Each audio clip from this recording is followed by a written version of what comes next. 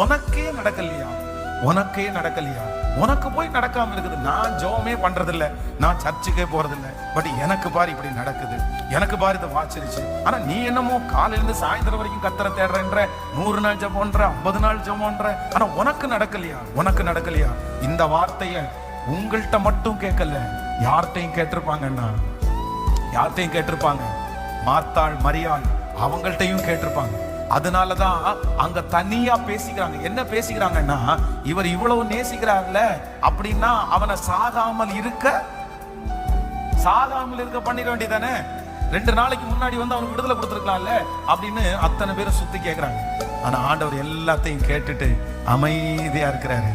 இல்லப்பா, என் பிள்ளையினுடைய வாழ்க்கையில, என்ன நோக்கி கூப்பிடுகிற பிள்ளையினுடைய வாழ்க்கையில ஒரு தாமதம்னு ஒண்ணு இருந்துச்சுன்னா அதற்கு கண்டிப்பா காரணம் இருக்கும்.